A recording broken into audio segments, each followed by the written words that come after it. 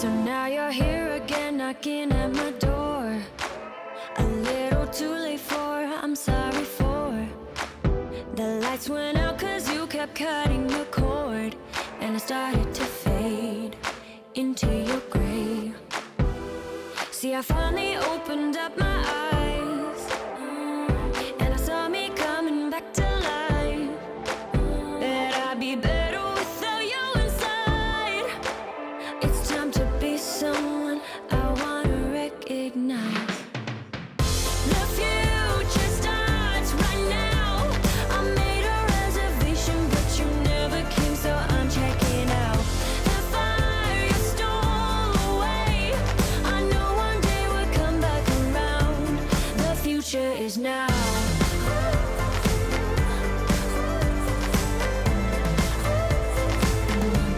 The future is now.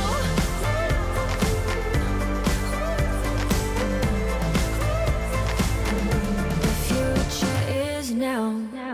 I waited for you in the passenger seat. There's only so far I can ride in your dreams. While you were chasing everything else but me, I'm starting to break out from your gray. See, I finally opened up my eyes, and I saw me coming back to life. That I'd be better without you inside. It's time to be someone I wanna recognize.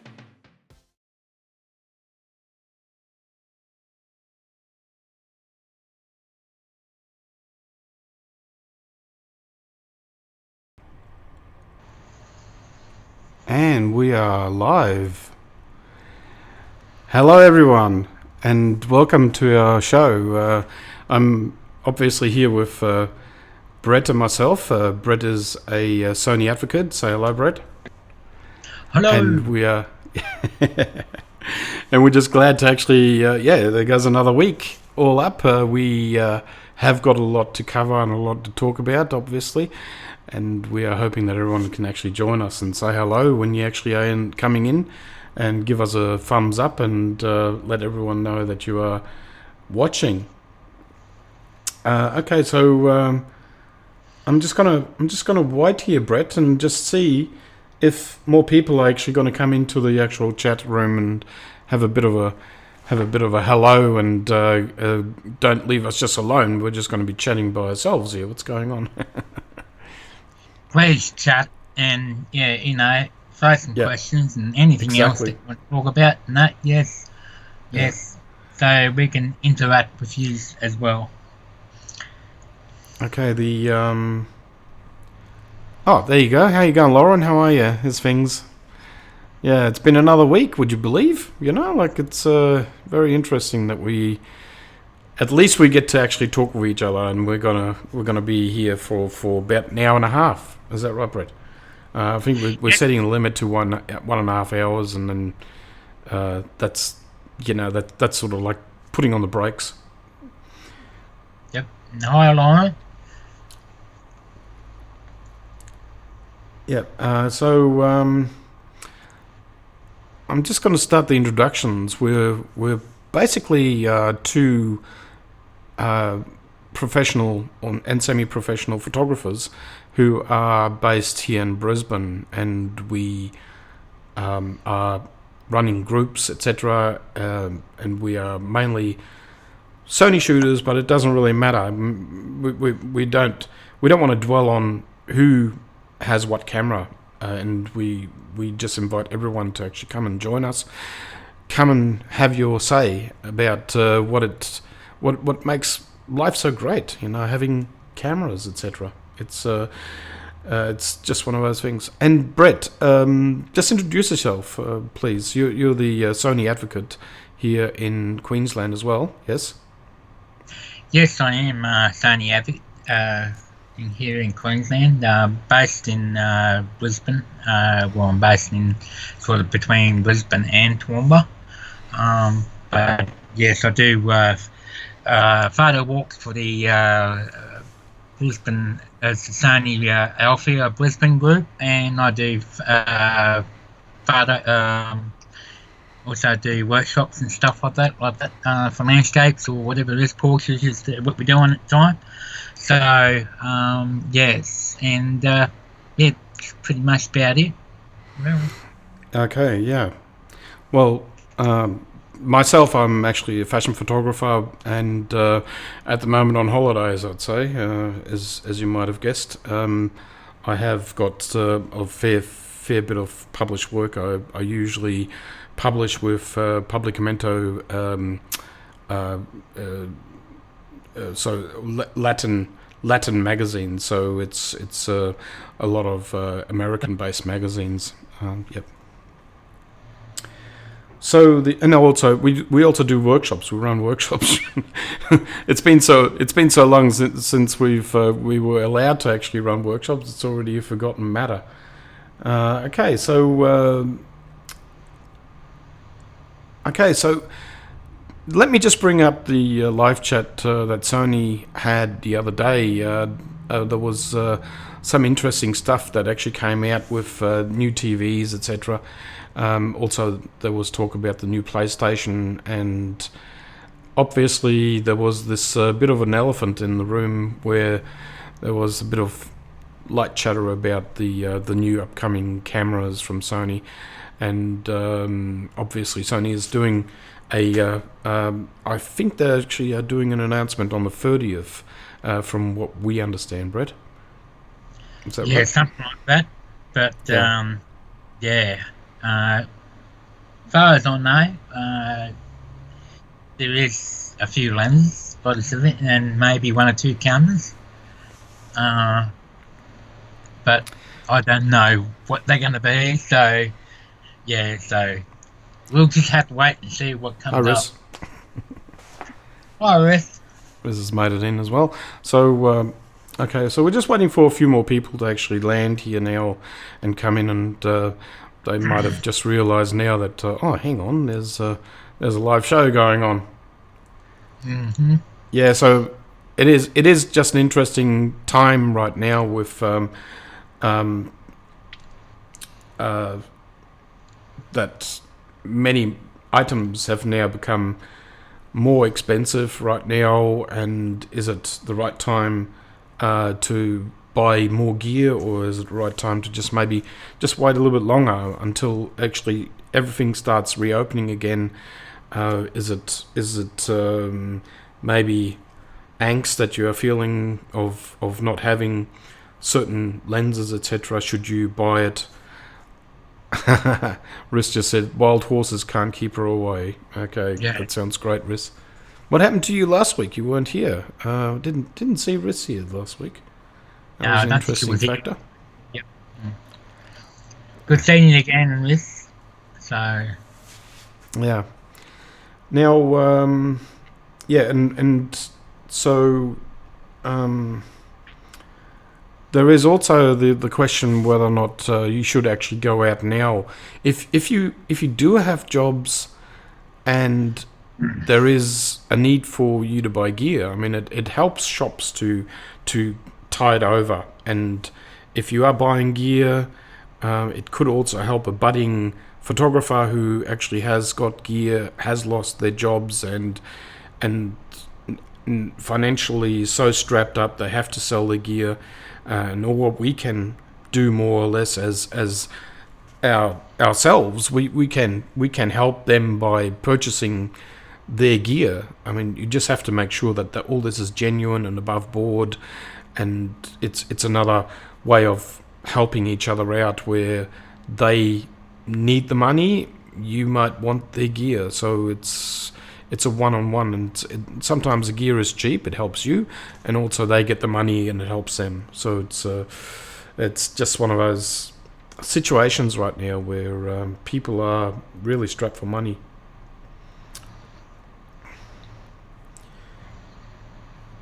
Okay.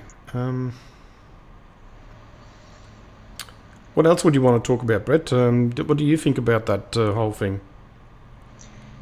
yeah, well, you pretty much hit the nail on the head there. Yeah. Everybody's in this. I'm pretty sure everybody's in the same boat. You know, no income coming in. You know, and And as you imagine, there'd be a lot of wedding photographers and are doing it really hard too, and they're not even sure what's coming up by the end of the year for this summer.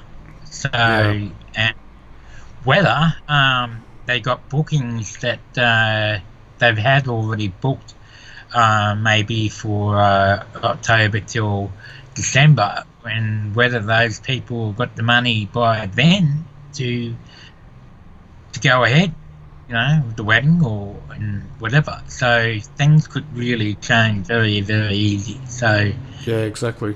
yeah, but yeah, other than that, I don't think there's going to be a lot of people buying anything from lenses to cameras, really. So, and as you can see, that at this point in time, there's really no cameras and lenses coming out at this point in time. I think it's a bit silly at this point in time for releasing anything on the market. Maybe at the end of the year or maybe beginning of next year. So that might be more appropriate. Yeah. Well, there you go. We've got just hello, Michelle, and hello, Ike. Ike has just chimed in as well. So, Fatima Ike is where are you again, Fatima Ike? Michelle? Are you Fatima, right? Washington DC? I think somewhere around there. So, Yep. An American in the house. It's really nice to actually see international participation, which is great. Yeah. So Ike is actually he owns Nikon cameras as well. So he's looking at the Z7 at the moment. Yeah. And Lauren said, "Come on, the A7S3." Yeah. Yeah, well, I think everybody's waiting for that. It's been a long, long coming. But yeah, but I'm pretty sure after the announcement of the specs of the Canon 5, I think not just Sony, but also Nikon and all the other brands, they're going to be ramping up their game, I think. So I think pretty spectacular specs. Yeah. Now, seeing that I'm just going through my list. I looked a bit lost because I was actually looking for my list on the computer, but I haven't got it, so I've got a written list here. Anyway, so what we're going to be talking about now. When it comes down to lenses, you'll probably see in the background there I've got a few lenses, and so has Brett as well. And a lot of people always talk to me about which lens should be the next lens and what they should actually be purchasing. Okay, so it's oh my god, 2:10 a.m. in Washington, so it's a late night for you there, Ike. He's up late. Yeah. It's only 11 past 7 here p.m. Yeah, so we're doing the great easy. I mean, you're a bit behind in time, so we are ahead, which is 7 p.m. now. So that's a fair few hours ahead. Okay, so now talking about lenses, basically what I wanted to swipe on was the need for people to think about going prime lenses and having a look at what is out there when you are indecisive of which lens to buy and you are not that well informed. Have a look at the forums. You can always get in contact with either myself or Brett to talk about lenses and which direction you should go. A lot of people are selling their lenses, and usually they're fairly old lenses. We're talking about apertures between 5.6 and 6.3, etc. And don't be drawn to these lenses because there are much faster lenses out there. Obviously, the lower the number on aperture, the better. You'll get more light into your camera, which makes your camera a bit faster. So it's the lenses are called faster lenses or fast lenses. Yeah. Okay, so. Hi, Daniel from Netherlands. Daniel Ockleton. Hi, that picture is so clickbait and so working. Yes, Daniel, that was the preview picture, Brett. That was Whitney that I actually shot a while back, and Yep. so that was a really interesting picture actually, and a really interesting shoot. And to this day, we're still Whitney and I are very good friends, and she's actually already been asking me to do more work with her, and yeah, so and Ike is chiming as well, and actually saying, yeah, that's a yeah, and Daniel is from the Netherlands, and Daniel has got a lot to do with, if you don't know him, Brett, he's got a lot to do with a small rig. So he actually does a lot of engineering and designing with Okay. small rig together, and he actually goes over to China. Yep. Mm. Yeah, Oh, so yeah. that's and Daniel has got his own Facebook group, so he's fairly well known in the circles. That's what he's saying. I got some news I can't talk about. Hate that. Yeah, it's yeah. I've sort of been seeing a few things, that is talked about, and I'm not allowed to say anything neither, so I'm just going to shut up and say nothing. But it is exciting times for adaptations and adding gear onto cameras, and Small Rig are really well known for their bottom grips, and you've got a Small Rig as well, haven't you, Brett? Yes. The L bracket. Yeah, L brackets, yeah.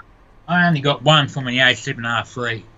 Hang on, A7 fleet. Sorry. Yeah, yeah. But yeah, So it's it's fairly popular out there, and yeah, great to see you here, Daniel. Okay, so yeah, so as I was saying, have a look at your prime lenses of what you actually might want to go out and buy, or even if it's zoom lenses, But do communicate with people in the know, and they can actually steer you towards lenses that may be a better fit, rather than that lens that sounds almost too good to be true. Because we do know lenses, and we have a fair bit of experience of what is out there and what to get. Yeah, so now I just want to talk about and Daniel will probably just go along with us as well. I was actually talking about my setup on my cameras that I've actually got here, and I'm talking about the C1 and the C2 button especially. There are other buttons here like the C3. You can modify a lot of things on your Sony cameras, and when you look on the top, you'll see there is the C1 and the C2 right next to each other here. If you've got older cameras, etc., you will actually find C buttons all over your camera, and they might be in a different position again. What I do with these is I use them for optimization of sharpness, which means that the C1 button, for instance, I zoom it. I use it for magnification. So I've got the the sharpness focusing in manual, and I press this button and it actually zooms right into the actual, or magnifies right into the picture, and I can get really close. So if, imagine I'm doing a city view or cityscape image, and taking one, and I want optimal sharpness on a certain building, etc., or a certain window. I zoom right in with the C1 button. We actually created a shortcut button basically to this, and once I'm in, I can then sharpen or unsharpen whichever way I need to go to actually get that picture right. Now the C2 button is my peaking level, so I can actually, when I press that, peaking is switched on and engaged, and I can then keep turning until it's red, or whatever outline you've chosen in your peaking, red, yellow, etc., and that will actually give me then ultimate sharpness to that point, and then I can take the image. So in other words, this is I use these for optimal sharpening, and usually when I do this, it's more for landscape shooting or macro, that sort of work, and it's really good. And you also see when you've got this set up the way you want. You actually get a hairline cross in your view in your viewfinder, and that hairline cross will be a green when it's sharp, and it's basically it optimizes your sharpness, and it will actually give you a perfect picture. So that just it's just a helping guide, because you can modify your cameras so much. And Mark Gaylor, for instance, has got a lot on that. Is that right, Brett? Yeah. Make sure you head over to Mark Gaylor's website too. I'm pretty sure you got that in the description down below, Mark, as well. Yeah, and have a look at all of his ebooks and videos and so forth. He's got plenty of information on there. Daniel was saying on lenses, I feel the R4 allows you to zoom with prime lenses so well it's confusing. I think part of what you're saying, Daniel, too, is when you're a JPEG shooter too, you're using the clear zoom, I believe. Yes. That's another zoom feature, but what Mark's talking about is actually a focus assisting. So you've got to. Yeah, it's for focusing only. So when you actually magnify, it will actually zoom into a point, but the actual image is going to be full size. Yep. Yeah, and also what you were talking about, the what was that? The focus image, because I don't use it because you need to be switched on into JPEG. You can't use that. What you were talking about, the zooming, you can't actually use that in RAW, so that's the only problem with it. Okay, so where am I leaving off here? Yeah, and you're right, Daniel, because it's the A7R4 has got so much range, and it's a 61 megapixel camera, which is this is the A7R4. And no one has actually seen that one yet, but it's a great camera, but it's also it gets very confusing, and it makes a mockery out of actually having one prime lens, because you can actually, if you got a 50 mil, like I've got the 50 mil 1.4 Zeiss on here, and if you put the crop mode on, then you are 75 mil all of a sudden. So it's and it's still a great image at 24 megapixel. Is that right, Brett? Yeah. Yeah. So 24 if megapixel. If you're cropping in on the R4, you're still going to get 26 megabytes. About 26. Yeah.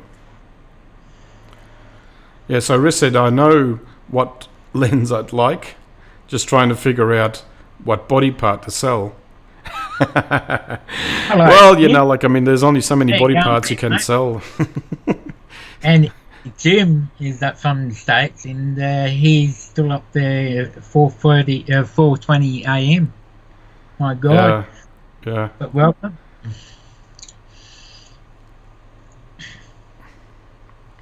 Okay, so Daniel has got another extra tip for us, and he says that you can set the first magnifier level from 1 to 1 to right away, skipping that step. Yes, and I would encourage people to actually have a look at Daniel Ockleton's YouTube. So he's got a lot of information on there, and it's very Sony centric actually, and there's a lot of tips. So he does a lot of that sort of stuff, and I've altered my setup because of Daniel as well. So a lot of great tips on there. Okay, so who did I? Okay, so Jim, how are you going, Jim Penn? Mark Faust, good morning. 4:20 a.m. here in Minnesota, USA. Yeah, I just miss coming to America. Like I do fashion shooting down in San Francisco, so just not being able to get over there at the moment is not only financially a problem, it's also not being able to catch up with my friends over there and powwow with them. We always have great outings and a great time when I go. And Daniel said, indeed, even in RAW and, say, free primes, you can almost skip zooms. Yes, exactly. And I've gone predominantly prime lenses now. I've got a PZ 28-135 cine lens here that's actually doing my my live show, and then I've got I've still got the 70-200 f4, and one more lens is the 200-600, which is camouflaged just over there. What about you, Brett? Which lenses do you have there? You got. Currently, I have. I'm still pretty old school. I'm not really up there with the latest here, but I still got my 70-200 f4. Yeah. I got my 135, 1.4 of 8. Which I've only got about a couple of months ago, so that's my US lens. I've got the 85, 1.8, and I've got the 90mm macro, 2.8. Yeah, the 90mm macro is a must-have almost these days. It's it's a fantastic lens. And then I go into my Zeiss lenses, my 1635 f4 and the 24 by 70 f4, and then I got my 55 1.4. Yeah. So yeah. I mean, I did a bit of a house clean not too long ago and got rid of a lot of lenses that you know, it gave me a questionable face from Brett when I actually told him what I did, and so I've gone more prime lens now. So I've got I decided to let go of my 12-24 G lens, which I hardly ever use for various reasons. I couldn't actually get a filter on it, and that was one of my biggest hiccups. And I just didn't seem to be using it, and I, especially once I got the 24 GM, that just sort of made up my mind completely to the 24. Yeah, the 24-14 GM is a really great lens. I've got that in the background here somewhere. It's on the shelf there somewhere. Mm-hmm. And also the 135-14 is up here on the shelf. And I never looked back of changing everything over. I'm quite happy with where I'm sitting now with all my gear. Yeah. Mm. Well, so, the best I ever use is my 55, but I haven't had a use for it yet for a fair 55, but when I actually do use it, it still blows me away what that means. So that's all the ones I basically got here. I would never sell anyhow. They would stay in my kit. Well, part of my kit, and so. Mm. Yeah, you're actually right there, Daniel. The 70-200 f4 was a it is an underrated lens, and I actually not too long ago I did a picture.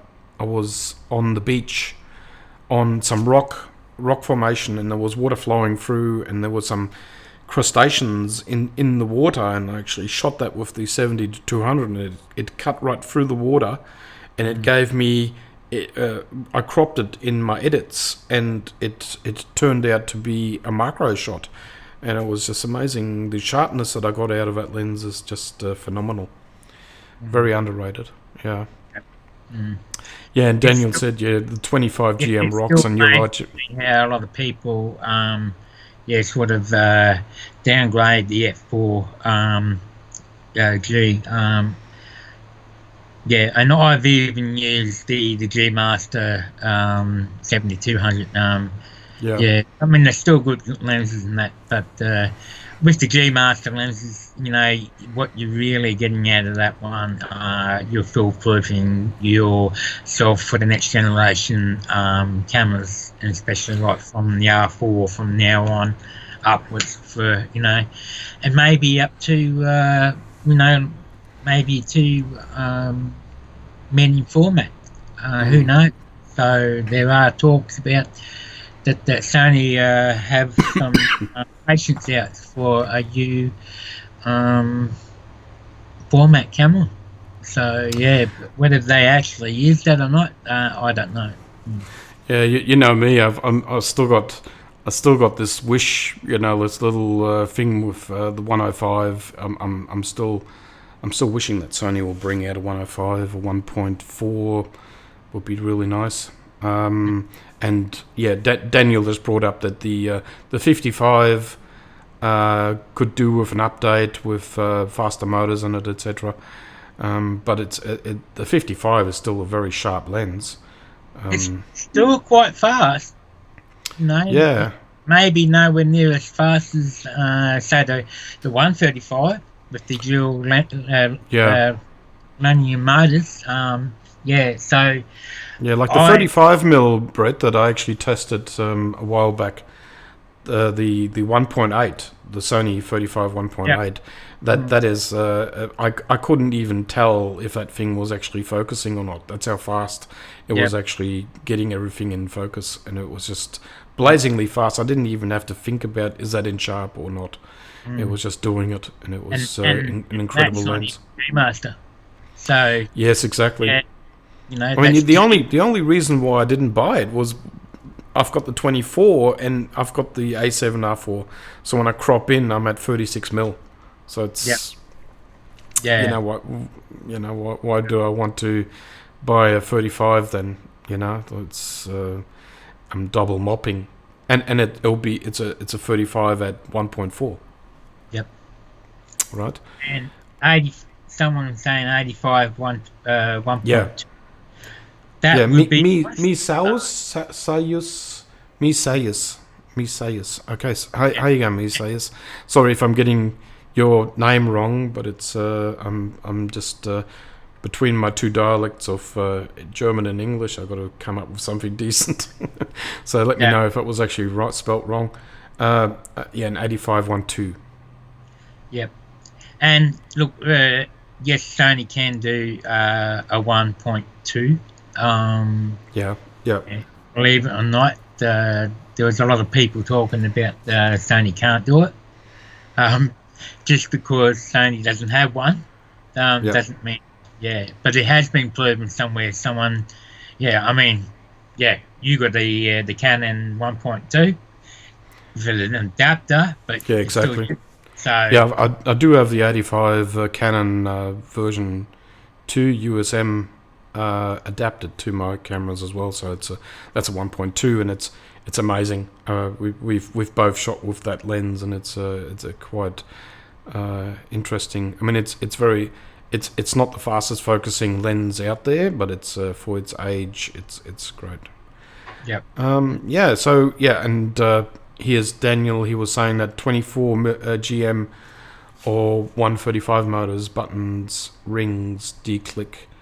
Yeah. Yeah.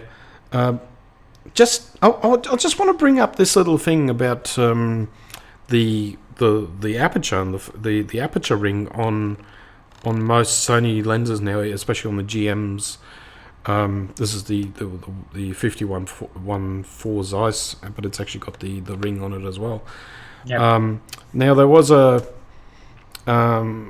something I noticed on my Cine lens, and it's actually got a locking aperture ring. So it's on these you can still knock them, and then they actually slide around and go out of automatic, because I'm still I still use my thumb to actually turn up aperture and my forefinger to turn shutter.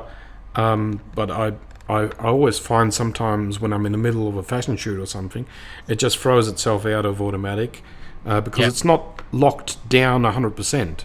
It's clicking. You can actually hear it clicking there.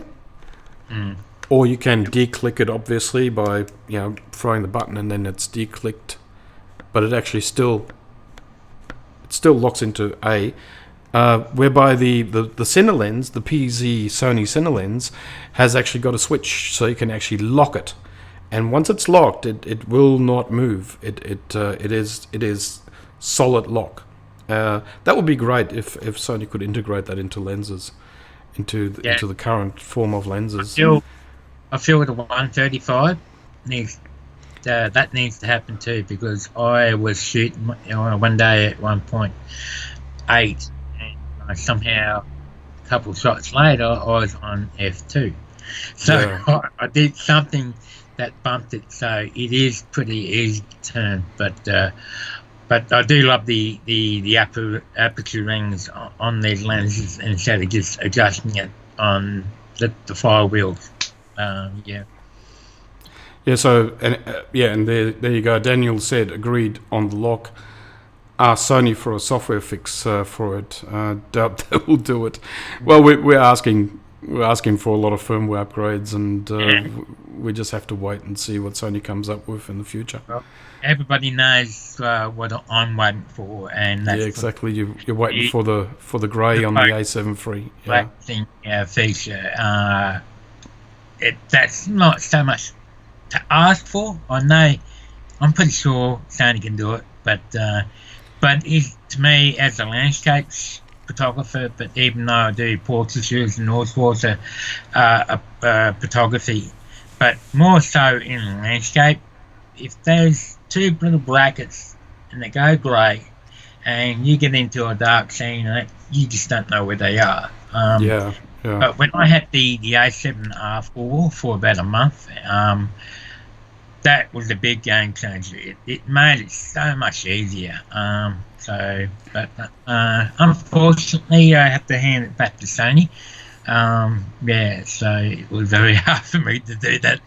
But it could be something like what Sony have actually got with the A7 IV. They actually got these buttons on the top to actually lock their systems down, so you can't turn.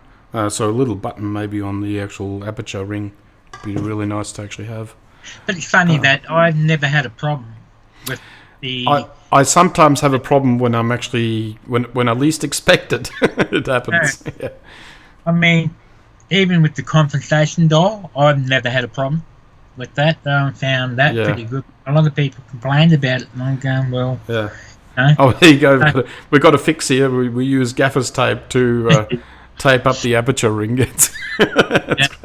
Yeah, we'll do that. Yeah, no joking. Sometimes I've actually been in a fashion shoot, and for like these 15-30 seconds, trying to work out how my camera works makes me look a bit stupid. When it's thrown the ring out of automatic, and it's and I'm scratching my head and trying to work out what the hell is going on.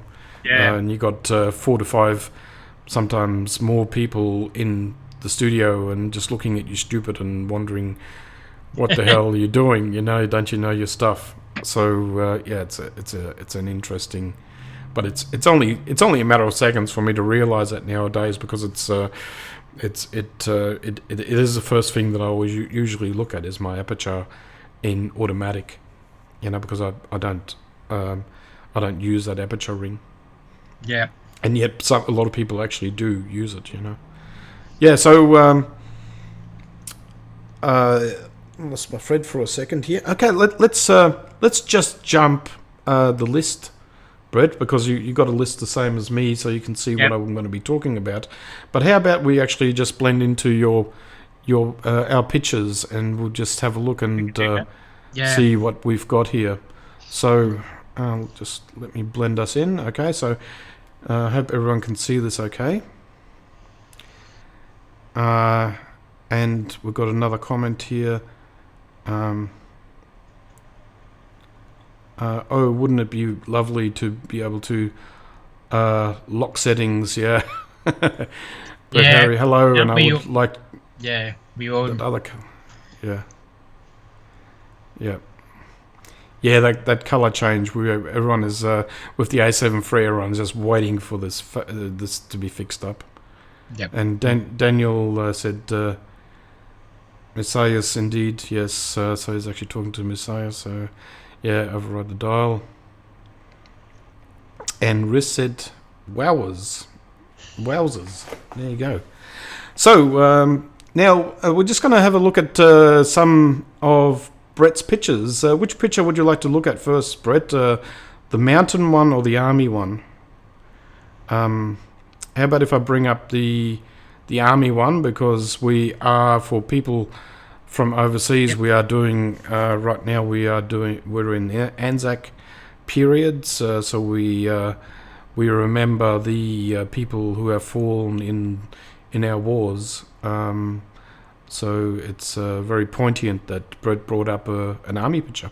So I'll pass it on to you, Brett, and you can probably talk about this a little bit. Okay, well, this is actually, I think it's getting on 2 years now, I think, since I did that shot. We did a, Mike, one of our moderators in our group, we organised a workshop on the Diamond Dilemma or something, the Navy ship, Australian Navy ship, and we organised this shoot to do on there, and we had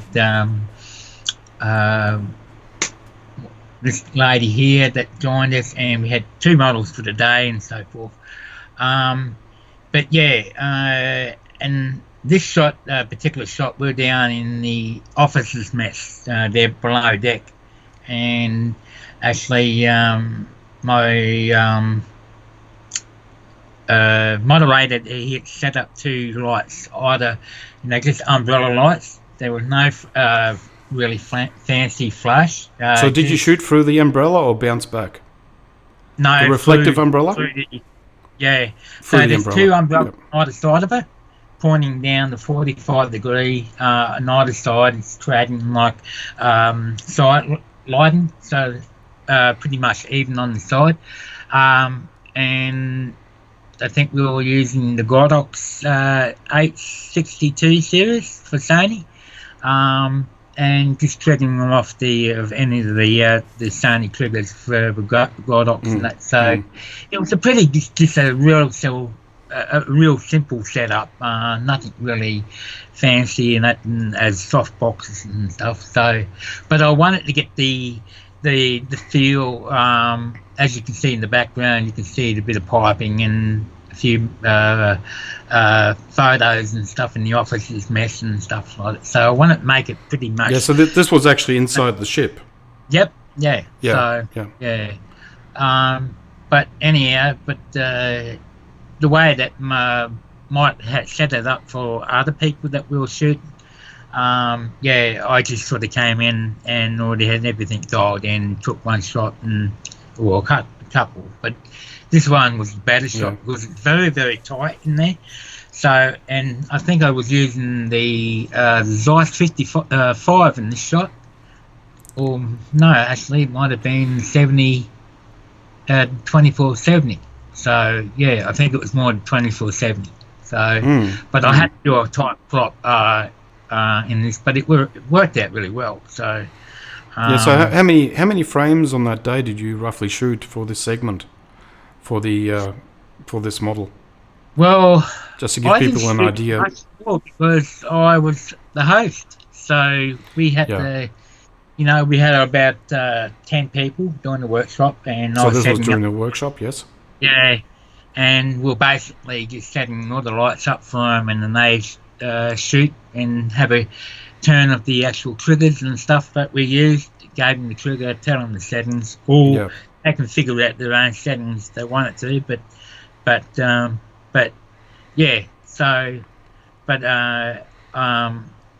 So I with this setup, well, I actually downtoned, desaturate the colours and all that to give it an older feeling and colour graded it. So it's really nicely done. It's beautiful.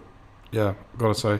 I mean, it's. I don't know if Yeah. it's a fluke, but I mean, the back wall is actually, it's almost the same telecone as what the tone as what the shirt is.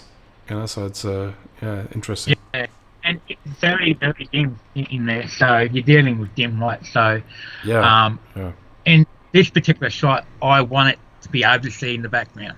So I had Yep. to make sure my ambient was up enough yep, to get that in the exactly. shot. Yep. Yeah. Mm. Okay. I'm not going to put an overlay on because I actually got screamed at before Yep. because I actually had an overlay running. So does original image also? Does original image also torches the edge that bothers me a little? Yeah, OCD. that did bother me too. But like I said, there Yeah. were so many people in a small little room, and not far from her elbows, there would have been the light stands and stuff in the way. Yeah. So Yeah. I had to make it tight. There was no two ways about it. So unless I Yeah. went into a headshot for the area. So, but if you did a headshot, well, you're missing out the rest of the uniform. So I guess you can also look at. I mean, being in a ship's cabin, you would only have limited space there as well. I don't know how big a area you had there to work with, but Yep. I can just imagine there would have been just tight quarters with all the workshop participants and Yep. the umbrellas, Yep. etc. So Yeah. yeah, sometimes you can't. Yeah, you got to opt for the best Yep. possible picture. Yeah. yeah, and I was She, really Daniel said she's clearly in camouflage. Yeah. But Yeah, the other Daniel. thing, I would say- Daniel, I'm just wondering, do you celebrate anything like Anzac Day or anything like that for your war heroes, etc.? Or was because you're in Europe? Just wondering what you do over there. Yeah, sorry, Brett, I interrupted you. Yeah, just the other thing you got to remember, as doing a hosting a workshop, we don't get many shots at all. We're really there for teaching us, so and making sure that they get the good shots. So Yeah, exactly. sometimes Yeah. we'll go in and do a couple of shots and show other people what we're getting. Yeah, sometimes we have to just fall onto the knife and let it all happen around That's us. right. Yeah. Yeah. But it is more about the participants that they are actually learning. That's Okay, just let me. Okay, so I'll go over to the next picture, Brett. So just leave. Okay, so get rid of this picture, and I'll blend in a new one. This is a mountain image that you took the other a few months back, before the actual coronavirus hit, and we were locked up inside. Yeah, this is just waiting to come up on the other screen here. Looks like we've got a bit more delay. Now it's coming up, I think. Okay, sorry about that. Yep. Yeah, before we went into lockdown, this was in, I think we had to be in around about January, I think it was. Yes, January. So this was up the Toowoomba Range, looking So down. I'm just gonna pull us. I'm just gonna crop us in a little bit more. So. Yep. Okay. This was looking down the Toowoomba Range, on the Toowoomba Range, looking down the Lockyer Valley, and the big tabletop mountain there that you see. That is its actual name, tabletop. And this shot was actually taken with the 1635 f4 Zeiss lens and the R4. So this is when I was actually got a loan from the R4 from Sony Australia. And at this point of time, you can see in the background and foreground, it appears to be a lot of fog. That's not fog, that's actually fire. When we had the big massive fires and that during the what was it, October, November sort of thing. And the image reminds me a bit of an alien world, like utopia, pre-existent life form, in a dinosaur age, sort of like that, with the haze going over the mountains, and this sort of like it just looks prehistoric, doesn't it? Yeah. Yeah. And by the fantastic. way, this is a sunrise too. Yeah. It's sun's quite high up in the sky at this time. There was other photos I was taking beforehand, Yeah. but it just goes to show you how much smoke that was in the atmosphere and floating, and the cold air forcing some of this smoke to be laying in lower points and Yeah. So this is an evening shot or morning shot? No, morning. So it's morning dew. So you got all this morning dew dust of fog Yeah. happening there. Yeah, it's nice. Well, it's not fog. It's smoke from the Smoke. fire. Oh, is that from the fires still? Yeah. Oh, see, I see how long it's been. I've forgotten about the fires because of the coronavirus. Isn't it interesting? Yeah. So Yeah. even Yeah, though you're right. we didn't have many fires as much as New South Wales did, but you Yeah. could see how much smoke that was polluting all around Australia. And Well, back in September, I flew back from New South Wales to Queensland, and I saw all the fires from the air, and it was just doesn't matter how long into the flight I was. There was just fires and newly flared fires, and you could just see the point of the fire front. Yep. And then it was actually the smoke was spearing away from there, and actually, unfortunately, I Yeah. don't have a picture here right now with me, but I've got some on my phone that I could actually show one day. Yeah. It was quite incredible. Thank So, you, Jim yeah. and Daniel. Yeah, much appreciate that. Yeah, And all. it is a very spectacular picture. Like the that you kept as like you did it really wide. You actually kept you really framed it in deeply with the branches, etc. And yeah, it's a great shot. And the sun is a bit sort of like hidden behind the leaves a bit there, and it's really nice. Yeah. I had to watch that for the highlights and make sure that the highlights weren't blowing out. So, which allows me to blend the shadows and that back. And, with these Sony cameras of diameter range of 5 stops, Yeah. you can. It just makes it so much easier. So, yeah. Yeah, so I'm just having a look at the comments here. So, so Daniel, from about the previous picture, Daniel just brought up. So the Dutch were neutral in World War One. So that, so not that. In 4th of May, they actually do the World War Two celebrations and remember the World War Two fallen. Yeah. We do 2 celebrations here as well, where we actually remember the World War One and World War Two. Yep. Lauren Houston said that light is beautiful, Brett, and awesome image from Jim. That and what you see is pretty much what it was like. So yeah. And then Daniel said, "But I worked on European. But I worked on European 1914 to 1918 projects in other countries." Yes. Nice image from Daniel as well. And Rish said September. And the Billabong was due to go to Binnaburra when the lodge burned down. Yeah, we got a beautiful mountain range here in Queensland, which are the Lamington Mountains, and there was horrific fires, and it actually burnt down a lodge that was actually in the middle of the forest there as well, and it was a heritage lodge, Binnaburra. So very unfortunate, but I think it's been rebuilt. So all things are moving forward here in Queensland. I went Milky Waying that weekend and could barely see a thing, says Lauren. So from the smoke. Not a very good time in that.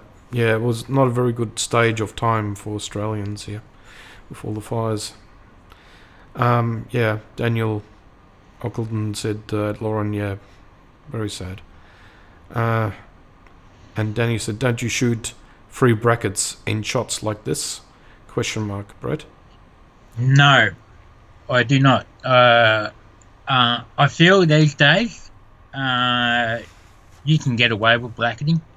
Just a single image. So yeah, there's no bracketing here. It's one single image. Yeah, and that's if I can't get it in. I sometimes feel if I not in if the dynamic range is too far for me to do, I might take a dynamic shot, but I usually end up going just the one image. It's less work, but you do get a pretty good result from one image. So yeah, that's just one image. I'm just going through the. Sorry, Brett, I interrupted you again. Oh, thank you, Father Mike. Yeah, gorgeous shot. And at me, USA remembers those who battled and still battle in 2 days, the fallen in May and the living veterans in November. Yeah, we do very similar stuff here. Jim, we fought side by side with the Americans and in many wars, so yeah, good on you. Riss says that she was booked to head down the day after the lodge burnt down. My photographer mate from racing almost lost his home as he lives near there. I offered to look after his camera gear. Yeah, it's it's a very sad time, like I'm sure you would have, Riss. I mean, you wanted his camera gear. I guess I'm lazy. I would put in free shots and have free for safety, says Daniel. Yes, but I think that's fair to do that. But yeah, yeah, I think because we're old shooters and we come from film, we all our frames that we shoot are very precious to us, and we try and get it all done in one go. It's very hard sometimes to wrap your head around bracketing, and having that ability sometimes gets lost in our thought pattern. But I know Brett, for instance, is a very traditional shooter, and he wants to get it all in the camera in one shot. Is that right, Brett? Yeah. That's correct. Yeah. I try not to do much editing, so forth. Yeah. So. Okay, so I'll move on. I want to digress and get into maybe a picture of that I took not too long ago. This is Lauren, and I had just set up a boudoir room, studio room for myself here, and I look. I mean, we all learn to actually not blow out images, etc., and don't blow out the background, etc. But I felt very comfortable because this was shot. This is backlit from a window, so I've got floor to ceiling windows, and I had a just a see-through blind over the window, and this was shot in broad daylight, south-facing, which means there was no direct sunlight coming in, and I just shot like that. I didn't. There was no flash involved, nothing. It was no diffuser. It was just the Lauren, the camera, and me, basically. So it was just. I was very happy with the actual shoot, and yeah. So it was just a beautiful day of actually shooting there. Beautiful backlighting there, and you had enough that they actually came around and wrap around the face and that and so forth. So due to your room size too, and in their white walls. So yeah, exactly. Yeah. It's a very tight bedroom. It's I've got what is it, a queen size bed, and there's not much room. I mean, that's why that was actually the reason why I fell into buying the 24 GM I think this was shot with the 24 as well. So, so it's just, I just thought I'd bring this up. You can still see some of the lines of the curtains and a bit of background where there's the fur in the background where she was sitting on. Yep. And there's not much more to say about this shoot. It was more or less a test shoot with her, and lovely lady, and I just pretty much a high key shot, but it wasn't a high key shot. It was just shot in ambient light and against light. So sometimes just going ahead and just doing a shoot and trusting the abilities of your camera is very sobering sometimes when you get these shots done against the rules. You're shooting against the rules. You're shooting into the light.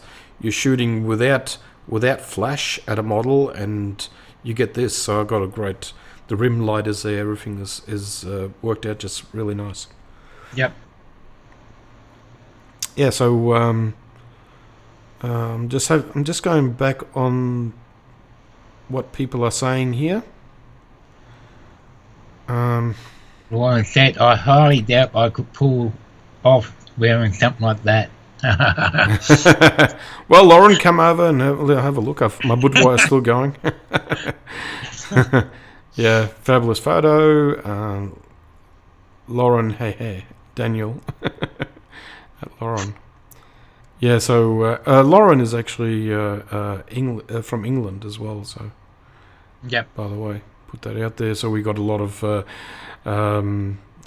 we got an international, a lot of people here in Australia. That's for sure. Yep. And hopefully, maybe the rest of this year, you might be able to do more shoots with her, and might even do some modelling for her in some workshops, maybe. Yeah, again, it's about supporting each other, and when you think about that, a lot of the models nowadays, either the models have got other jobs like waitressing or working as PT instructors in gyms, all those sort of jobs that are actually not there right now, and they are really strapped for money. It would be good to actually maybe do a photo shoot and pour some money into them. I mean, I'm not saying do it all for free, support your artists, and we tend to forget that the models are artists. Yeah. Same as us photographers, we always have to think about being collaborative. Yeah. And Daniel just said new cameras are all about getting data, and so rules are just different now, and unlearning things should be done. So playing around with settings and trying is important. And you're right, Daniel. It's I sometimes feel that we are not trusting our cameras enough, and I do feel sometimes that I'm more artistic. I'm more on the artist side, and I don't want to be too technical. And so sometimes I just want the camera to work, and I don't want to have to think too much about whether or not the shot was right, or I want to work with the model and form her into the picture that I want her to, like the way she looked to me, the way she presented herself to me on the day is how I want to transfer. That's what I want to transfer to people that are looking at images. Just want to point out to you, Mark, with today's Sony cameras and that, with the EVF that and the mirrorless system itself, with a shot like you just did with Lauren here, the backlighting, that you can adjust that pretty easy by looking for the EVF without looking out your metering in the camera. And because once you start changing, say you're stuck, okay, you're shooting 1.8 or 2 f2, and then you're just moving the shutter down or up and that to compensate. So you're actually seeing what's actually happening in your EVF before you even take the shot. So you can make up your mind what you like better. Yeah. The light meter might saying, "Oh, you're blowing this out." That's obviously the background. Yeah, I mean, if I would have tried this with a light meter, it would have been just giving me bad readings. yeah, yeah, By the way, this was shot with the A9. If someone Yep. wants to know which camera I used for that, so very capable cameras, and I don't know, for some reason I don't know if I should say this, but I still enjoy the A9 very much over the A7R4. But I've just recently bought the A7R4, and then the lockdown occurred, so I haven't really had much time to actually use it a lot. well, they're two totally different cameras. Yeah, exactly. Yeah. Yeah, I've always said, anybody looking for a new camera and what they want, they've got to look into what are they going to shoot. Are they going to shoot sports, landscape, portraiture? Yeah. And you've got to sort of look at the lineup of the Sony lineup, and they all have their own specialty. But the R4 is very surprisingly fast. It's blazing fast. Nowhere near as fast as the A9 if you're going to do 20 frames a second, because the R4 it can only do 10. Yeah. But for a huge 61 megabyte, it's keeping up pretty good in 10 frames a second. So yeah, it's quite interesting. When I first tested the A7R4, I was actually a bit blown away of what it could do, and I was testing that camera for over 4 days during a Sony bus event. They actually ran the Sony bus from one city to another, and they held events, and I just used up the whole 4 days. I think it was something like 7 events or something like that I went to, just to try out all sorts of different lenses that I was interested in, and camera bodies, etc. Even the A9 too. I shot a lot with the 600 mil f4, which was just look. I mean, again, we have to sell body parts to buy one of those lenses, but it was just fantastic. Loved it. Okay, so I'm just trying to catch up with Daniel and Jim are having a conversation here. Take it. Jim Penn so also taking more time and maybe missing shots and having fun. Yeah. Look, I mean, we should really use up this time now where we are actually looked up to really test our cameras and do all sorts of weird stuff. I mean, if you do weird stuff, or if you do push your camera, then you actually might come into possession of a lot more information about your camera. When you go out to shoot, you're going to be much more capable photographer then as well, because you don't have to worry too much about your tool, because you know exactly how far you can stretch it, or what its capabilities are before there's a problem, which is really important to know for us. How far you can push your ISO, your shutter speeds, what the capabilities are in the long detailed menu platform like what a Sony has. Yep. Yes, AF is awesome, and that's been just really embraced now by all camera manufacturers now. Canon has got it now, Nikon has got it in very capable usage now. And they've been updating one firmware after another firmware has been improving their performances. Yeah. We need an A7R5 with stacked sensor. Kill the shutter and replace it with variable ND in its place. Yeah, it's... I don't know. Sometimes I'm always thinking, gee, if I was a camera manufacturer, I could really do something. But then when you think about camera manufacturers, they obviously have to start a project. They actually are starting to engineer a camera like 2 years ahead of its release. So they've already got this camera body, etc., designed, and they will keep working on it over the next 2 years to to that platform. So by the time it gets released, there are things sometimes missing that back then didn't feel too relevant. So that's why all this is happening as well. So, but nowadays we're getting releases happening a lot quicker now. Sometimes we're getting releases around 6 months instead of a year. So this could actually bunch up, and new releases will actually come out with better systems as we speak. We could be talking about the R5, and we will be talking about the R5 in a minute too, Brett. The Canon R5, yeah. Yep. So Daniel is now testing the Peak Design tripod inside. Has been tricky. I'm very curious about that. How do you like that Peak Design tripod? I'm not a I don't feel that tripod is worth $600, to be honest. So I don't know, but I've never seen it. I've seen images, but I've never seen it personally. you're opening up a can of worms here, Daniel. Yeah.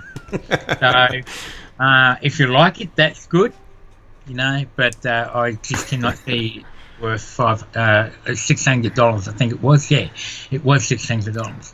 So Yeah, I spoke about this with Brett the other day about tripods, and because we like going out there in windy situations, and when you get wind here in Australia, it's really like it's a buffeting wind, so it's always hitting the tripod.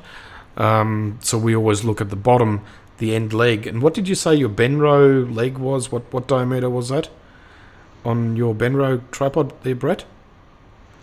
mine was the Benro. This one here. Yeah, I'm just wondering what the diameter is on the bottom leg. Yeah. All right. Okay. So from the lowest leg, we're looking at probably, I think that's about 20 mil. Yeah, yeah. So it's very fixed still on the bottom leg, and that's what we always are worried about. That we've got very sturdy tripods here in Australia. I've got a Gitzo that's actually holding up the camera at the moment. I've got a few Manfredos. I've even got a B3 that I actually use as a table tripod indoors because I just don't believe in that it can actually be of any good when I actually take it out. Then I've got a Benro as well, and I've got a few other tripods around, but it really depends on, like, if people start talking about tripods, they got also different usage. One person would be using a tripod in a studio, another person would be using a tripod indoors and just doing video podcasts, etc. And then another person would be actually on the highest peak mountain in a blizzard storm and still taking pictures with their tripod. So everyone has got a different wish list as to what they actually want with their camera tripod. I personally don't like the center stem, the center column. I always tend to nowadays buy tripods that have not got center column, so I can bring that tripod right down. In windy situations, you should always bring a tripod right down anyway, and try to get the camera as stable as possible. That's the biggest trick. Yeah. Yeah. Yep. And now okay, so I'm just going to switch over to. Yeah, I'm going over to the next one. Yep. Okay, so this is basically a bit of a fun shot that I did while I was out in Botanical Gardens. There was a wedding shoot going on, and I thought I might as well just make use of the time. We actually asked the professional photographer that was there on the day whether or not we could grab some images, and he allowed us to actually shoot, which was not no problem. We actually had a bit of a discussion about his camera, etc. That was me and Brett. We actually were there on that day. And you can see this is just basically a crop out of just the flower in the hand, and I just thought this was actually really good. And the reason why I'm showing this is that people tend to forget detail, and they don't convey detail images. So when you go out and you're taking pictures, don't always try and shoot wide like a crazy person and try and get everything in one image.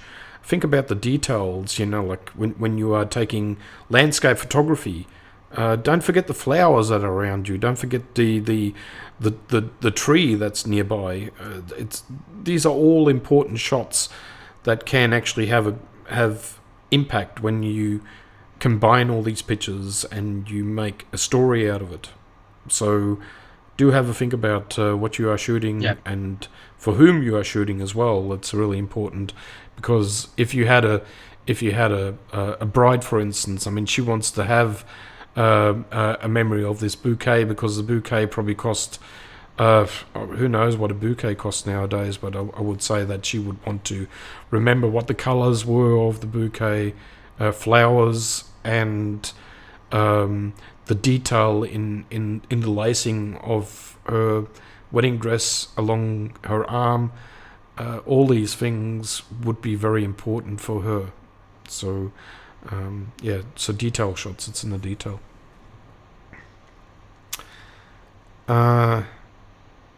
So I'm just crawling back a little bit here with the comments.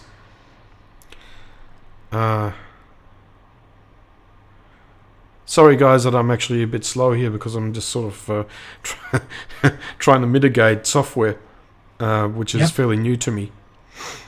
Yes, play around with cameras, perfect time now. Absolutely, Daniel. And I'm missing your shows, Daniel. I mean, you should be coming back with some more stuff now. And Jim Penn says yes. And Daniel is now testing Peak Design tripod inside when tricky. Has been tricky, yeah. It's more 5 years. Not sure what that means, but yeah. I do hardware and software. Mm-hmm. Haha, well, compared to other $600 tripods, it's good value, yes. And there we have it as well, like it usually the tripod will cost you money to get a good tripod, but it's also just as important to get a good ball head. So a lot of people spend a lot of money on tripods maybe, but they forget the ball head, and they forget to invest some good money into the ball head. And usually ball head costs almost just as much as what the tripod costs, if you're getting a really good one. And Riss said, I went and photographed some galas on the wires, spent ages cleaning lens for spots and realized there were bugs were up there, trying to get the hang of 50 to 500 lens again after injury. Yeah, I mean, you had a wrist injury, wrist recently, so recovering. Yeah, just get some more strength into that wrist. And Riss also said, want me to get the tape measures out, Brett? ? Talking about measuring the leg. Yeah, the legs. Yeah. Oh, we were talking about the diameter, the actual thickness of the leg, by the way. Yeah. Yeah. I love it, but also hope they will make a less travel one. So say 1.5 times scaled up. Yeah, it's that could be also in the works with Peak Design. You never know. These companies sometimes bring out one product and then realize that maybe they need a more rugged one for people that need a more rugged tripod. But again, Well, because the reason why I've got so many tripods is there is not one tripod that's perfect. yep. You know, That I've even got a tripod that goes up to, I think, something around 3 or 4 meters, which is for real estate shooting, etc. So it's or when you want to do a top-down shot of a model, etc. So it's quite tall, this tripod. Lauren said, "I love my lead photo." Leo that's photo, actually- yeah. Yeah. And Yeah, I got Riz one of said, those. "I love my Benlo. It's nice and tall." So I love my Benlo too. But, There you go. Do yeah. some advertisement for Leo photo. And Riss love my Benro as it's. And by the way, if we start talking about products here and give product names, I'm not an advocate or anything like that. I'm not associated with anyone. Brett, however, is associated with Benro through Maxim. And Yep. if what is your if people want to buy through you, what do they have to do, Brett? They can go to Maxim's website, which is maxum Yeah. .com and au.au. au, yes, .au, Yeah, it's And- Australian. Yeah. and they can get 10% off if they go through Brett, and they if have you to go just to the website that Mark just mentioned, and because I'm actually a Benro ambassador in Australia here, and when you go anything on the website, you can click on, and if you wish to buy, all you got to do is when you get to just before you go at the checkout, just punch in the code BH10 and you'll get 10% off. So but yeah, you can do that. yeah. Oh, sorry, I just got to get rid of this. Doesn't have to be tripods and that. There's other stuff there. There's lighting gear and there's other lenses and timber bags, obviously them, and that's a lot of good products in there that you can get 10% off. Yeah, so so Riz is liking the wedding picture that I put up. Yeah, and exactly right, Riz. Don't be afraid of actually trying stuff out there and going out there and doing it. You know, you'll be very surprised what you are capable of doing. A lot of people just don't push themselves enough, I believe. Yeah. There you go. You still got your bouquet from 5 years ago. You can maybe take some shots of it. Might be all dried up and flaky, but just kidding. But it's yeah. I mean, it's another thing that you could take a picture of. Yeah. Okay. And Daniel said, Mark, we'll make more videos once I can talk about things I have because of COVID. Lots is now under wraps, and as you know, I just make videos if I have something to show. Yeah, I understand, Daniel, but I'm still missing your videos sometimes. You know, like I mean, they're sort of very detailed and very interesting sometimes. Yeah, and we are all trying, right? We're all being out there as a service for people and trying to help people along. Now, I just want to go. Hang on, just let me go back into this screen. Brett, Yep. Bring us up again, and I would just like to bring up the what our premier said here. This is in the Brisbane Times, and she basically said that some lockdown restrictions will be eased across Queensland following a week of low COVID-19 infections. So it's good news for the Queensland Australians here. And she also said that we did a terrific job, and she was patting us all on the shoulders, and we got out of it beautifully. And the curve has been flattened, and some restrictions will now be eased. Now, the restrictions that will be eased are, just let me fish this out.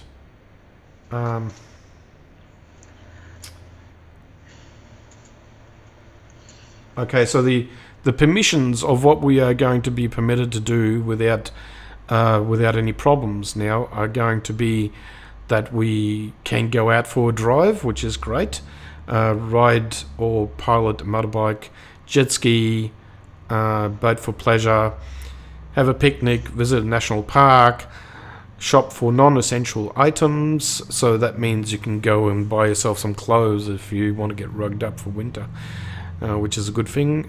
So up until now, the restrictions for people that are overseas here in Australia have been basically only go out for essential shopping, which means food. We weren't allowed to really travel anywhere others than that.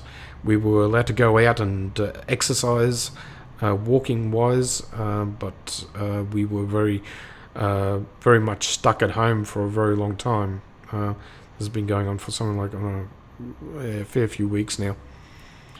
We also are now allowed to have picnics, visit national parks, shop for non-essential items, as I said already. Social distancing, hygiene are maintained. So that's the caveats here, that we actually got to make sure that we keep to these limits. We are only allowed to travel no more than 50 kilometres out. And outings are limited to members of the same household or an individual and one friend. So I think that's leading us into reopening again. Don't you think, Brett? Yes, well, it's a start, but Yeah. obviously there's still a lot of restrictions in that, which they have to be, because we can't really just undo all restriction existence yet. We're not out of the woods yet. As you can see and hear about, Singapore had a second wave, and we cannot afford a second wave. So, if that's, but at the same time, it's very hard. Everybody's getting sick of being locked down, and you can't do anything, can't do this and more this and that. It's very difficult, but to get really past through this, we need to, and then worry things about later on. But yeah, it's everybody's just got to remember that we're all in this. Everybody is in this. It's in not this together, one yeah. person that's not hasn't been touched, Yeah. and upset. Yeah. Okay, you were just breaking up a little bit there, Brett. Sorry about that. Oh, okay. I think it's your internet that's actually coming a bit, breaking down a little bit. Yeah. Yep. So working again? Yeah. Yeah. Yeah, I mean, it's not a perfect world, with the internet and, yeah. Yeah.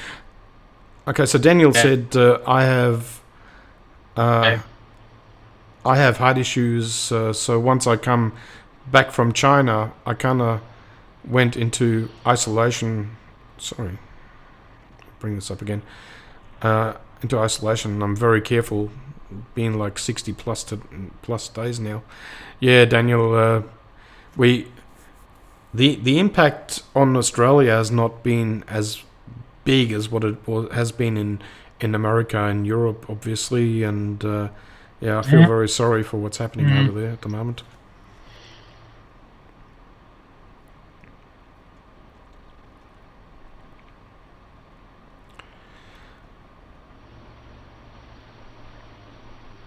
Yeah, that's exactly. Very true. Yeah, we've been pretty lucky. So, but like I said, even that, yeah. So. Yeah, the audio is starting to break up a little bit with Brett. I think it must be your internet there, Brett. Okay, just let me just carry on a little bit more.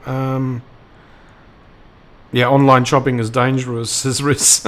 Yeah, so true. Yeah, LOL, Probably. says Jim. Okay, I'm just going through my list now. Now, a lot of people think that I just want to strike up a little tiny conversation here about just little thing that I saw from DJI coming up. There's going to be an announcement on April 27 from DJI, and it's a sort of like a, I don't know, is it a Batmobile that they're going to bring out? I don't know what it's going to be. It could be a new drone, etc. But that's maybe something people have not yet seen. And I'm probably going to be wandering and scratching my head because I do own a DJI drone, a Mavic 2 Pro. And yeah, so it was interesting what other tech is coming out for us. Yeah. What do you think about this, Brett? Have you heard about this? No, I haven't. Unfortunately, I don't have anything DJI. Yeah. So, yeah. I mean, I do have a little drone, but it's not a DJI. It's the cheaper one than that. Yeah. I've only used it once or twice, and that's about it. So, but no, I've got no idea what it could be. I mean, chances are it's most likely going to be another drone, or maybe another gimbal. So, yeah. Yeah, I know. You got friends in China. There, Daniel in Shenzhen, and as Daniel was saying, all his friends are starting to go back into normal life again. So things are opening up in China as well. So that's it's all good news. It's all on the comeback by the sounds of it. Hey, that's true, Lauren. Yeah, I've worked very hard on trying to keep this get this feed sorted out, and it's been it's been a doozy. Oh, that's all I can say about live streaming. It's just it just when you think you got it worked out, it just throws you another bone. So it's troublesome. Yeah. So anyone that's ever tried live streaming, it's amazing that Mark's kept his mind after all this working it. Oh, look, I lost a lot of hair, so it's all thinning out. It's all going on me. But it was supposed to be a set-up and forget. So I'm now in the I want to just forget phase now. So So Mavic Air 2. Okay, and that's all DJI. Yes. Allegedly. It could be another drone. I just don't know what they're gonna. It's all secretive, but the announcement is just around the corner, as I said. Yeah, and incredible. Well, good night, Jim. Thanks for joining us, and yeah. Daniel says a new magic drone. Yes, could be true. And DJI was used to disinfect parts of China. Maybe it will be the Mavic with built-in disinfect spray. Well, like it could be worse. It could be something allegedly coming from Trump. Maybe Trump is bringing out a disinfectant drone, so it sends. We shouldn't laugh about these things, but it was just very strange that he came up with that idea. But he's also turned around and said, look, it was just a joke, and I was just joking about it. So I don't know if a president should be running jokes like that over people that are actually now dying. It's it's a bit surreal. I totally agree. I don't know. But then again, he's not my president, and so I don't really want to delve into American politics. Okay. Back to bed for me. Yes, Jim. Yeah, have a good night's sleep, mate, and thank you very much for chiming in and having a look in and seeing what we're up to. Okay, I am now talking about the R5. Let's get into this R5 talk that we had discussed previously, Brett. Now, when I am talking about the R5, the Canon R5, it just sounds like Canon has solved a lot of issues and a lot of problems concerning 8K recording and how to do it with such a small body camera. Also, they are promising 4K 60p video recording and also 4K 120p video recording, and I find that fantastic, and I find that it's a great step forward for the whole industry, and obviously it will help us as a whole. You know, every manufacturer now will have to catch up to that, if that is the true thing. Now,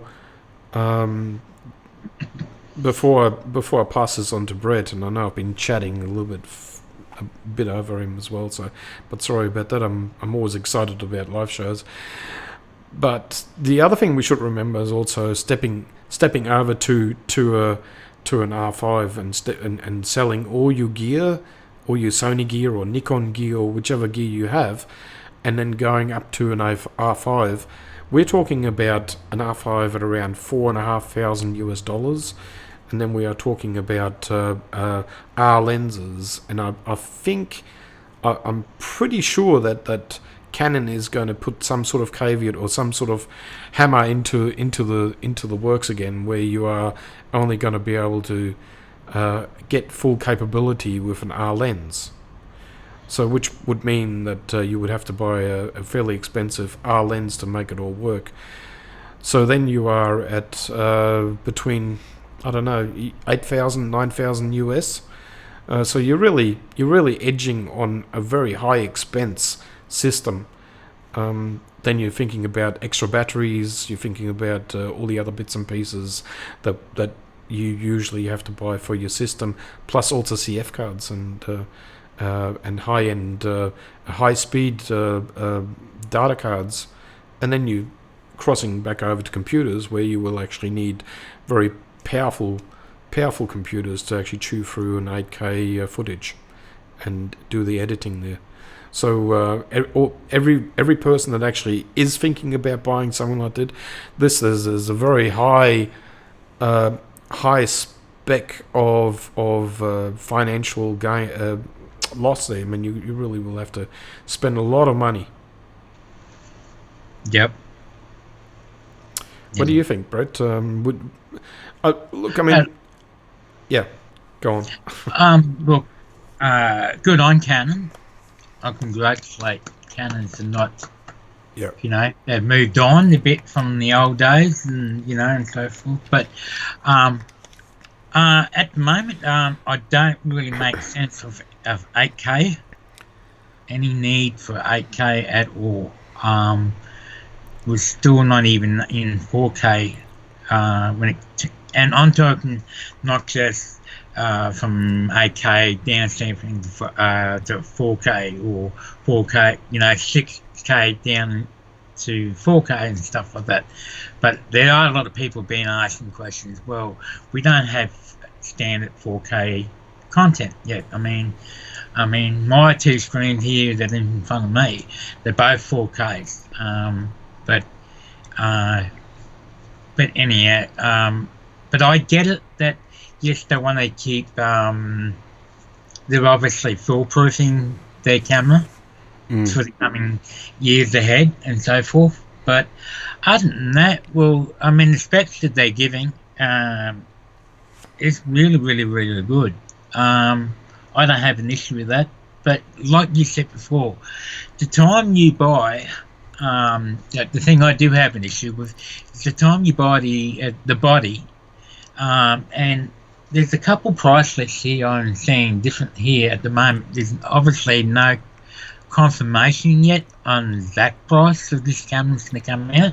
Yeah. But here in Australia, I've got the about 3 different prices from 3 different companies, ranging from 2,384, but that's Amazon AU. Now, I don't think that is correct at all. Yeah. Then Camera House, he's got 2,888, and then you got Camera Pro 3,048 dollars. So there's so many different price ranges. But anyhow, I think here in Australia you're probably looking around about $4,500 to $5,000 for that camera body. Yeah, exactly. Yeah, I mean it's a, and then we're talking about lenses, and it's I don't know if it's if it's really going to be you know, so reachable for people once I actually work out all the figures. And I mean, just buying a camera body is one thing, but then if you're buying a whole camera system, and if you're going the Canon path, I mean, you will be buying an R lens. Yeah. So I mean, look, the time you buy the body and a lens, and then if you've got a slow, clunky computer that's not going to do any of that, there's another. You're at least looking at another $3,500 to $4,000 for a new computer. Yeah. A high spec one that can handle raw 8K. If you're doing, that's if you are shooting in raw 8K. But but then your CF card, you got to buy one of them, because I think it's only got one CF card and one SD card in it. So the STF cards are not cheap at all.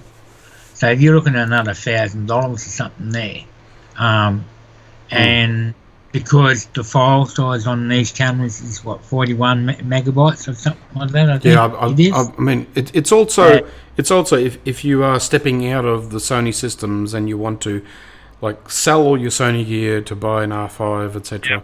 I mean, really consider that, because you're going to be selling your camera gear used, and obviously there's going to be a big drop for you, a big loss, and then you're stepping up to this R5 business. And I would suggest that a lot of people should just wait at least until the end of the year, or maybe even longer, just to see what Sony will come up with, or what Nikon will come up with, and just see where it's all going, because one camera manufacturer is not going to be the only 8K leader for long. Everyone else is going to be stepping up, and you bet your bottom dollar that Sony is going to step up as well, because they are the major sensor supplier. And what Daniel brought up was also that there was a not this one. Under this. So a fun fact: the small Zcam 8K camera uses the A7R 461 megapixel sensor, and that was 2 years. That's 2 years old. So 8K is double within the next 6 to 8 months, and I suspect it will take the R5 so long before on sale. So, I'm very sure that Sony has already got this capability, and other manufacturers have it. Whether or not they will be releasing it, or they might actually have a cooling problem, etc. That's another issue. Also, the 8K, the R5 8K will be limited with time. There's going to be a heating problem with that camera as well, so be aware of it. And it's also first version camera. Yeah, I believe that it could be some serious heating problems, because I believe it's actually air cooled. There's no fan in it. So, so if they found out a way around that without not having a fan real heating problem, well, that's going to be pretty impressive. So, but you're right. But the time in the real world, this camera does come out, and we just got to wait and see in what plays out. But Sony, video centric stuff is going to become more and more major nowadays. I think we already had this discussion about photography and videography, which is going to become a melting pot, as in my mind, and more people are going to be drawn towards video. And when you see what's happening in YouTube, what's happening in other, what was that other app that we saw the other day? There was a that short video thing that people are playing with it right now. TikTok, that's right. So that's another thing that is constantly driving a nail into our business, into the coffin. And also now Instagram is actually allowing you to do live streams, video live streams, etc. So everyone just seems to be going this video centric side. Yeah. Okay, and Daniel is again. He's it's very important to know that you're right. 8K. It's not just all about the 8K. It's also that Canon has now changed their mind about being video centric in their camera gear. So it's that they've done a flip. I mean, I don't know what's going on with Canon, but now all of a sudden they turn around and say, "Oh, you know what? We're going to take the cripple hammer away, and we're going to give people everything." So no idea I don't know what they're smoking sometimes, because it's like 1 minute they're attacking one way, and the next minute they're attacking another way, and it's just very hard to figure out sometimes. On the still side of it, there hasn't been much yet spoken about that, but they seem to not putting a downside on the still side of things as well, as is what they've done with the video. So that's to remain seen yet what they're doing on that side of it too. Yeah. They're bringing in IBIS as well. So it's got IBIS. The camera is going to have IBIS. It says So it's interesting times for everyone, I think, because it's not just what Canon is bringing out. It's also what all the other manufacturers are going to bring out, and a lot of people have actually been listening and watching and following this, and I'm sure that all the manufacturers are going, is it about time that we actually release something like that? So it's pushing technology forwards. Sony has been doing this with mirrorless cameras and their eye autofocus, and now everyone has been following that track as well. And I look, the better tech we get in our cameras, the more or less I have to worry. The less I have to worry about my camera and what it's capable of, and can I use it for certain circumstances. I can just use it, and it just does it. It's fantastic. I mean, I want more of good tech filtering through for us, for us users. Heat is resolved with time, so longer you wait, the better. And one extra Gen 2 in the chipset design. Yes.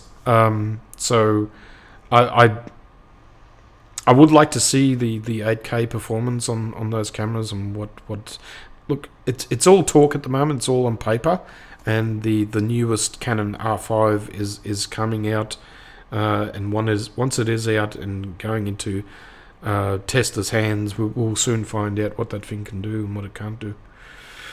Yeah. And especially that we are expecting a Sony announcement this month, the 30th. So it sounds like there's going to be, I think, a couple lenses and two bodies. I think in one maybe crop sensor. Oh, you're giving something away here, Brett. Some news. Yeah, I think I've been reading. Well, it's all rumor, guys, and we are not 100% sure. But so this is on the 30th is Thursday. So I might actually come on maybe around that time, I might give notification and let people know whether or not I will be coming on live to do a bit of a stream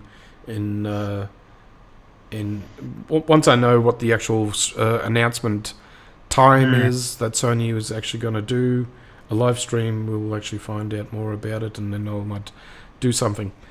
Okay, so we've been now streaming for the last hour and 47 minutes, which is quite incredible without any hiccups.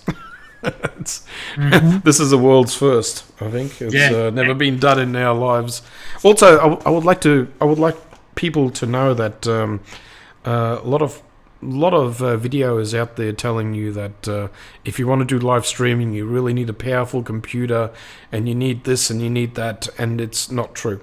I've got an external capture card running the live stream to a Mac Mini, and it's a base Mac Mini. It's an i3 Mac Mini with 128 gigabytes of storage internal, and have a look what we've just completed here with this whole system. So I would defy people trying to tell me that you need this crash hot fast computer system to make all this work.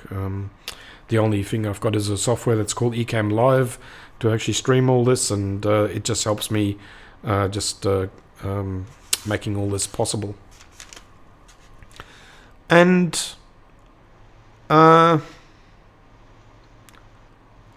think we're going to wrap this up very soon. I'm just going to go through the last bits, and also don't forget external camera part makers, audio, video transmitter, preview monitors, upping the game. Lots of cool tech coming. Sorry, can't say more. Yes, and there might actually be cooling cages and all that sort of stuff coming out for these sort of cameras. Like they've actually got maybe a fan inside the cage or something. I don't know. I mean, there you go, Daniel. There's another little tidbit that could happen with small rig. Who knows? Yeah. Also, Daniel says the ATEM Mini Pro is $599. That's US, and does all. Yes, I've ordered the ATEM Mini, not the Mini Pro, because it's the Mini Pro is double the price, and I will not use all its capabilities. So I'm looking forward to finally getting that. There was a 5 to 6 weeks, which is now maybe another week or two away, hopefully.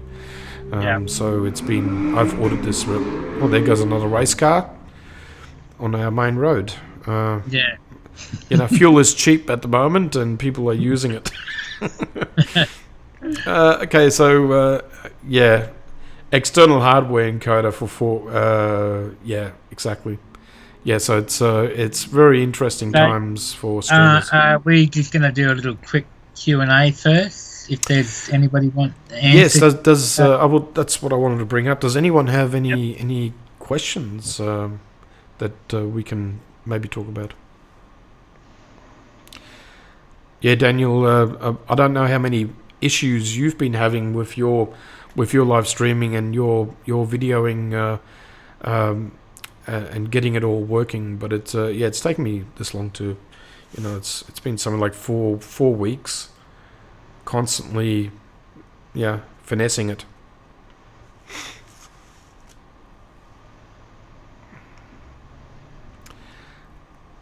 Ask for help if needed, Mark. Magwell is nice. Magewell is nice, yeah. I heard about Magewell, and it's, I just need a one-man scenario set up here so I can actually do all the controls fairly easily and without having to be too techie.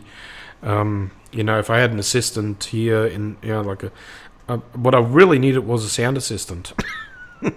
Because there was a lot of problems with the lip sync going out, and I hope that hasn't been a problem tonight. I don't know yet, because I will have to play all that back and see how it was. Yeah. Mm. Yeah, audio and video. No, video and audio not matching up. Yes, Timothy. It's been it's been a bane of my life.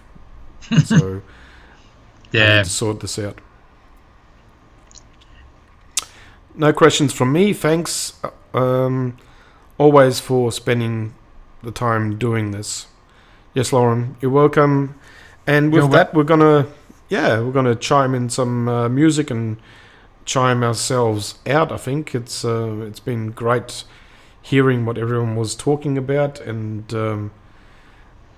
it's been another long show. Like it's almost 2 hours now. Yeah. Mm. So if anyone has got any more questions, we'll make it go. Sorry, message and lighting people here. No sound assistant. Yeah. Pharmacy assistant. Yeah, no, you're no good for us, Enris. We need a lighting assistant, a video assistant, and an audio assistant. That would be just really nice. Yeah, and with that said, yeah, good to have you in the chat and talking with us. It's been really nice. Hey, so I hope everyone enjoyed themselves, and till next time, as Daniel says, we'll chime right in again at the same time again. It's going to be every Sunday night now, so enjoy yourselves and have a really nice night, guys. Hope everything will work out with the COVID as well. So cheers. See you guys. Thank you very much. Bye, everyone. And have a good night.